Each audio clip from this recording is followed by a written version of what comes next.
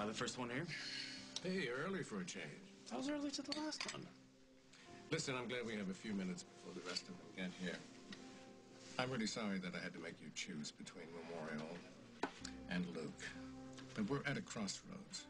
And what's best for the hospital comes first, even if that involves sacrifice. Whatever you say, Bobo. Who else is coming to this meeting? Mona Cross from Invicta. Right, the corporation that's going to swallow us whole. I didn't realize that you weren't in favor of that. You never asked. You just berated me out in front of the woman like I was best in show. And look, if you want to sell your hospital, you're going to sell it.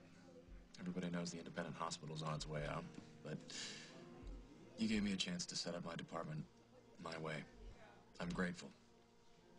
I'm not leaving anytime soon, so let's move on. Who else did you bring me here to impress? No one. Luke will be joining us. You okay with that? Like you said the other day, there's medicine, and then there's everything else.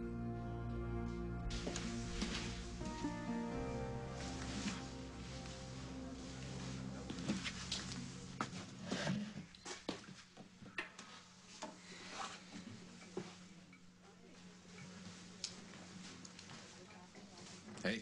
Hi. You got your job back. Yeah, I'm a talented barista. You should be making films. Yeah, well, maybe with my next $1 million paycheck.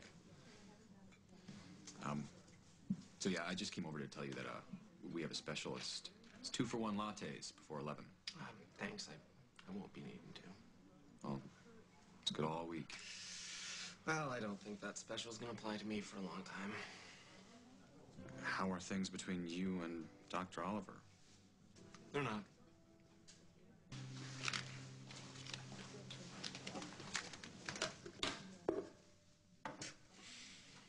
So what's going on? I mean, did you and Dr. Oliver break up or something? I don't want to talk about it, no. Okay, that's fine. Reid's a jerk. What, you didn't know that before? No, I did, but I thought, you know, it might be an act or something. But it's not. He's a jerk.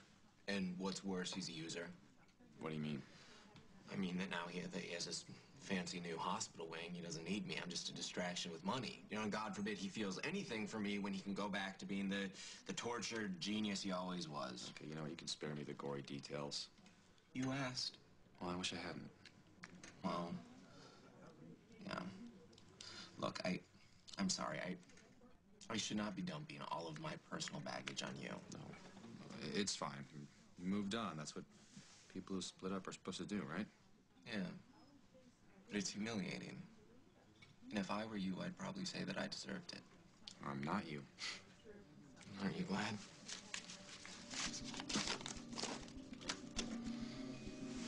Luke, for what it's worth,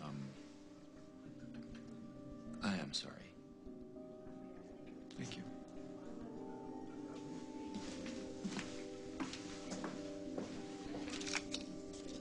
Dr. Oliver has been able to outfit the neurological suite with the best of everything. In fact, through some contacts of his, we managed to get some equipment that's not even on the market yet. Yeah, it was easy. We get the prototype, the company gets all the PR. Yeah, but you had to know the outstanding expert involved in that field. Though we went to medical school together, I couldn't help but know them. You're too humble, Doctor. Well, as you can see, he has taken charge of the neurological wing with total commitment. Invicta's all about commitment to people and profit. Good luck with that. They're not mutually exclusive, you know. We like to think of ourselves as creating a symbiotic relationship between you, the artist, and us, the agents. If both parties do their job, then the patients are happy and the profits are inevitable. I didn't become a surgeon for the money. The word profit has never entered my thinking or my medicine. Of course not. Who said it did? I did.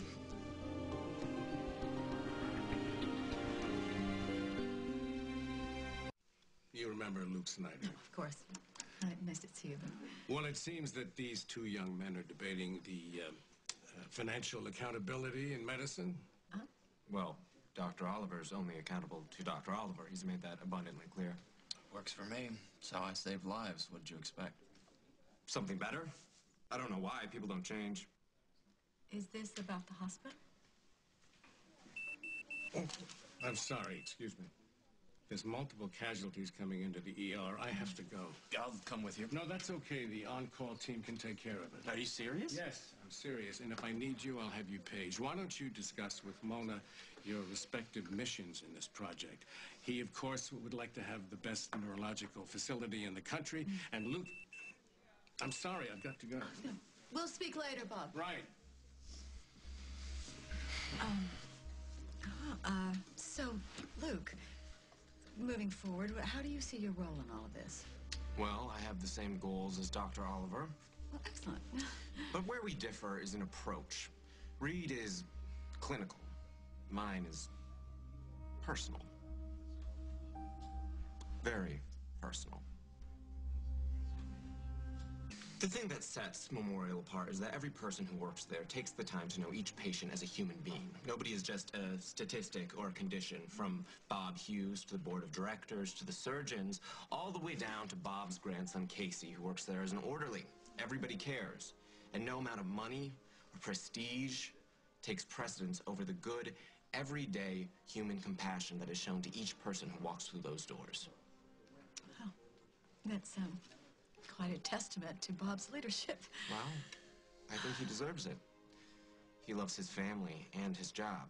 And I think that everyone who works in this new wing should look at him as an example of what a good doctor is. I should go see if they need my help at the ER. I had no idea that Dr. Oliver was so emotional. He does an excellent job of hiding it.